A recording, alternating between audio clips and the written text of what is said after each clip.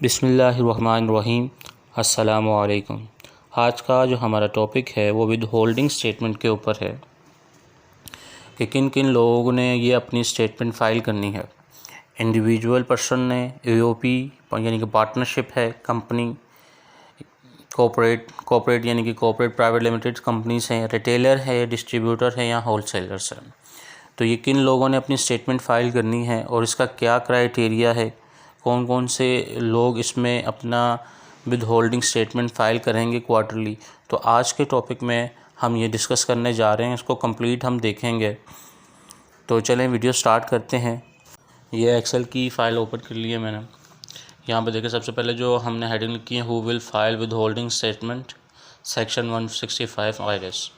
तो right side पे अगर आप देखेंगे यहाँ पे लिखा हुआ है individual, AOP, companies, retailer, distributor या होलसेलर। तो सबसे पहला जो क्राइटेरिया है, जिन लोगों ने विद होल्डिंग स्टेटमेंट अपनी फ़ाइल करनी है, उनका जो टर्नओवर बिज़नेस है साल का, एक साल के अंदर 100 मिलियन यानी कि 10 करोड़ रुपये होना लाजमी है। अगर इससे कम होगा तो वो अपनी return with holding statement file नहीं करेगा।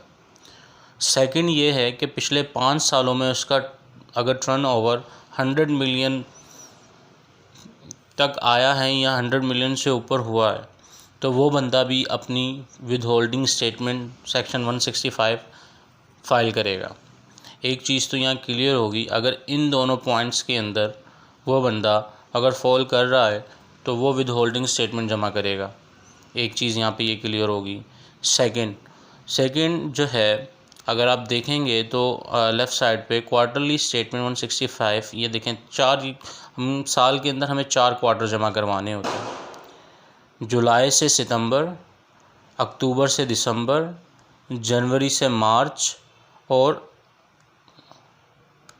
लास्ट वाला एक गलत लिखा है, इसको सही कर लेते हैं। ये होगा मई से जून।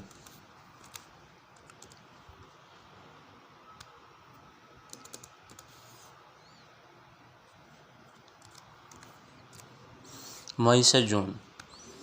और इस रिटर्न को, इस विद होल्डिंग स्टेटमेंट को जमा करवाने की जो लास्ट डेट होगी नेक्स्ट मंथ की हर 20 तारीख होगी। यानी कि जैसे सितंबर का जो रिटर्न है जुलाई से सितंबर वो 20 अक्टूबर 2021, जैसे अक्टूबर से दिसंबर है वो 20 जनवरी को, फिर जैसे जनवरी से मार्च है वो 20 अप्रैल को, मई से जो जून है वो 20 जुलाई 2022 तक ये रिटर्न हमको सबमिट करना लाजमी है। ठीक है, इसके अलावा हम आ जाते हैं कि ये जो सेक्शन है इसमें कौन कौन से लोग फॉल करते हैं। तो हम इसको सबसे पहले देखते हैं। इसमें 3 जो सेक्शन है जो बहुत मोस्ट कॉमन है, जिनमें यानी कि जो हम टैक्स डिडक्ट करते हैं, जिसमें सेक्शन 149 है, सेक्शन 153 है, सेक्शन 155 है। ये तीनों जो सबसे ज़्यादा विद होल्डिंग जिनकी होती है, ये 3 सेक्शन है। तो सबसे पहले देखते हैं 153 में कौन कौन से बंदे लोग फॉल करते हैं। तो ये देखें, मैंने यहाँ पे एक फाइनेंशियल स्टेटमेंट बनाई हुई है छोटी सी, एग्जांपल के लिए। देखें, कॉस्ट ऑफ गुड सोल्ड में जो फॉल करेंगे वो 100 मिलियन से ऊपर होंगे तो वो इस जगह पर टैक्स 153 का टैक्स डिडक्ट करेंगे। सैलरी एक्सपेंस आ जाएगा 149, इस पे टैक्स डिडक्ट करेंगे 149 पे। 149 का सेक्शन सैलरी एक्सपेंस पे इम्प्लीमेंट होता है। रेंट एक्सपेंस जो है वो इम्प्लीमेंट होता है यहाँ पे सेक्शन 165 पे। ठीक है, रिपेयर एंड मेंटेनेंस में अगर कोई चीज़ लेंगे तो यहाँ पे एक एक्सपेंस जो है टैक्स डिडक्ट होगा। इसके अलावा एडवर्टाइजमेंट एक्सपेंस के ऊपर अगर कोई यानी कि विद होल्डिंग है 100 मिलियन से ऊपर जाते हैं तो हम डिडक्ट करेंगे। अगर हम 100 मिलियन से ऊपर हमारा बिज़नेस नहीं है तो हम इस जगह पे जो हम रॉ मटेरियल लेंगे या कोई भी अपनी परचेजिंग करेंगे तो उसमें हम किसी का टैक्स नहीं डिडक्ट करेंगे। तो इन 2 सेक्शन में तो हम यहाँ बच जाएंगे। अगर हम 100 मिलियन क्रॉस नहीं करते, हमारा टर्नओवर 100 मिलियन से कम है। अगर 100 मिलियन से कम है तो फिर ये जो सेक्शन है हमारे पे फॉल नहीं होगा। ये वाला जो है 153 इसमें एग्जाम्प्ट हो जाएगा।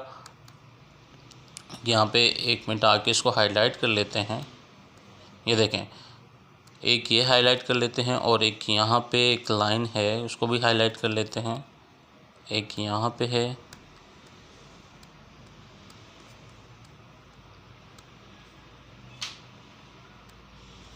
ये देखें, अगर वो सेक्शन 153 उस बंदे पे इम्प्लीमेंट होगा अगर वो 100 मिलियन में क्रॉस किया हो, यानी कि 100 मिलियन का बिज़नेस उसने किया हो 10 करोड़ का। तो अगर नहीं किया तो वो जब किसी से माल ख़रीदेगा तो उस पर 153 का टैक्स नहीं काटेगा। और इसके अलावा अगर उस कंपनी में कोई बंदा टैक्सेबल सैलरी है, यानी कि जिसकी 6 लाख से ऊपर सैलरी है और 6 लाख से ऊपर अगर वो टैक्स डिडक्ट करता है उसका, तो फिर इस सेक्शन में उसको विद होल्डिंग जमा करवाना लाजमी होगा। अगर 153 100 मिलियन में फॉल नहीं कर रहा, यानी कि 100 मिलियन से कम है, 98 मिलियन है, 96 मिलियन है और सेक्शन 153 का वो टैक्स नहीं काटेगा। इसके अलावा अगर वो बंदा, अगर वो कंपनी या कोई रिटेलर, डिस्ट्रीब्यूटर या होलसेलर के पास कोई एम्प्लॉय ऐसा है कि जिसकी सैलरी सालाना 6 लाख से ऊपर आती है और वो उसका टैक्स डिडक्ट करता है, तो फिर उसको सेक्शन 165 सबमिट करना लाजमी होगा। अगर वो नहीं करेगा तो उस पर पेनल्टी भी लगेगी और मामलात, यानी कि सरचार्ज वगैरह जो होते हैं इसके, वो भी इम्प्लीमेंट हो जाएगा। तो वो सेक्शन 153 से तो हम निकल गए। सेक्शन 153 उस पर इम्प्लीमेंट नहीं होगा जिसने 100 मिलियन से ऊपर क्रॉस ना किया हो। एक सेक्शन एक चीज़ तो ये है, less than to 100 million then exempt, वो एग्जाम्प्ट होगा।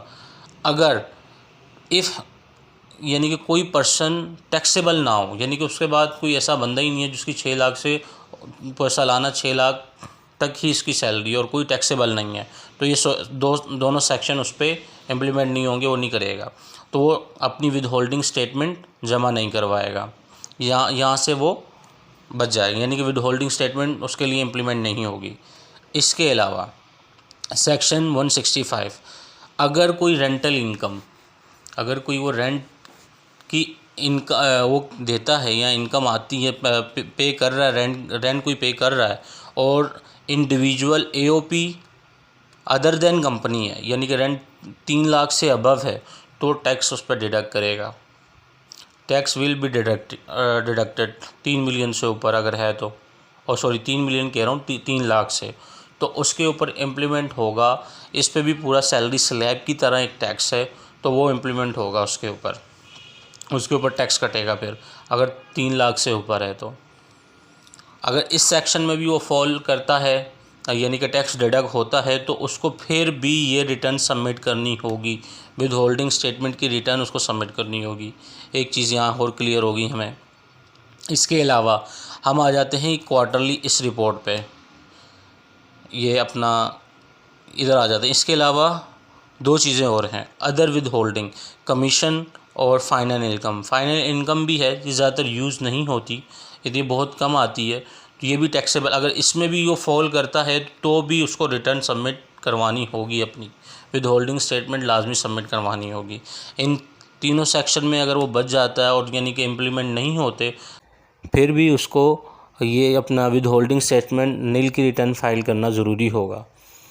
क्योंकि अगर उसने अपनी इनकम टैक्स रिटर्न के अंदर कोई बिज़नेस डिक्लेयर किया हुआ है और वो उसकी रिटर्न जा रही है, तो उसको नील रिटर्न करना फाइल करना ज़रूरी है।